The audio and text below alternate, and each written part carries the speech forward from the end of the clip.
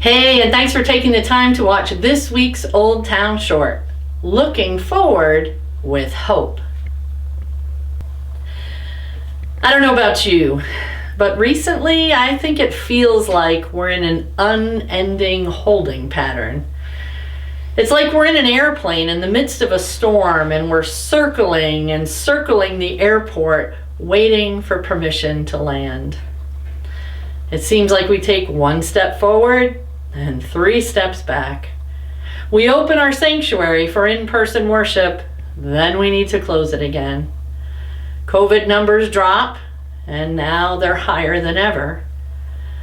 We think we see the light at the end of the tunnel, but then we realize it was just a train coming at us. How can we get anything done?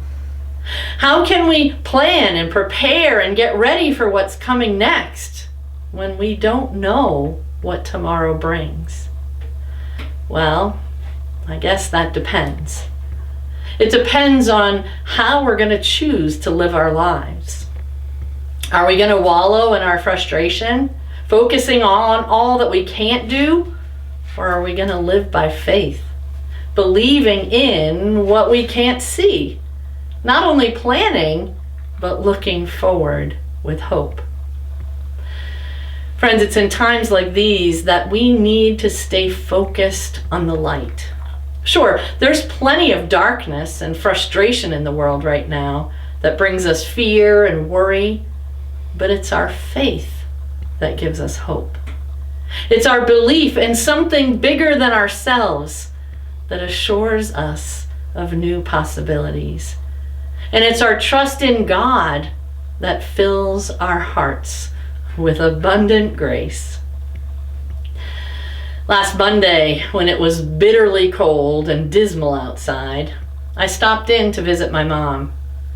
Together, we grumbled about how raw it felt outside, how even our dogs didn't want to go out, how sad the gardens looked, and of course, the snowstorm that was predicted for later in the week.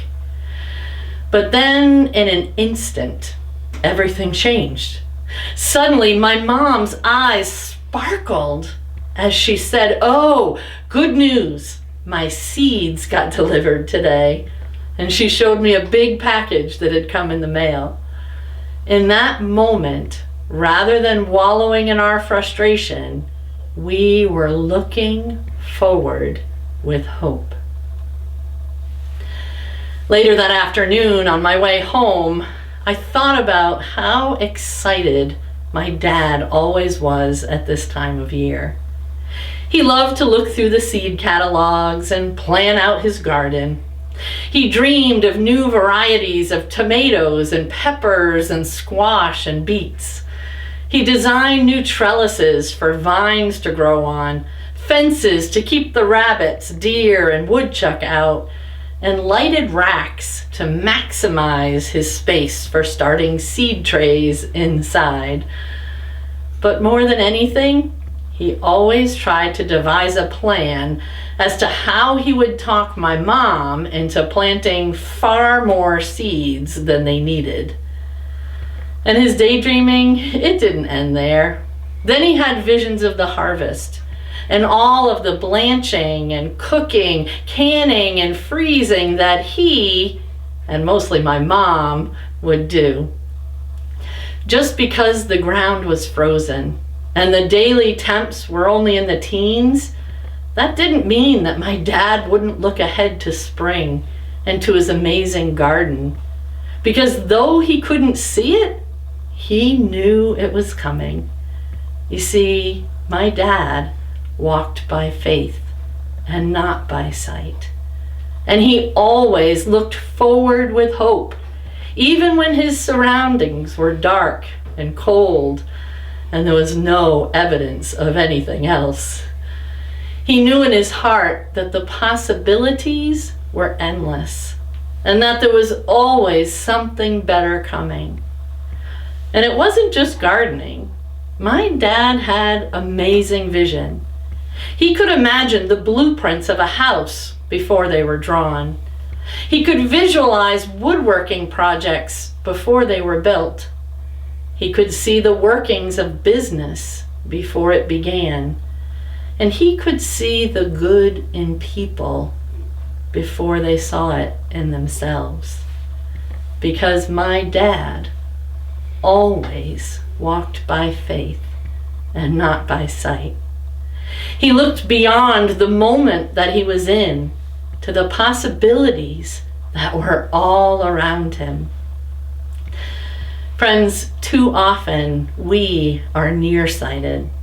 We only see what's right around us in this moment, and we forget to look forward with hope to the possibilities of what is to come. I know we don't know for sure what tomorrow brings, or when it will be safe for us to gather in person again, or when things will start to feel normal again. But faith isn't about being sure. It's about being willing to wait and open to receive, not worrying about where we are now, but looking forward with hope, planning and dreaming for where we will someday be. So folks, on this first anniversary of my dad's passing, and as we plan and dream for our upcoming annual meeting and our year ahead, let's choose to walk by faith, not being frustrated and worrying about what we don't have and what we can't do, but dreaming and planning and looking forward with hope and excitement for what is coming next.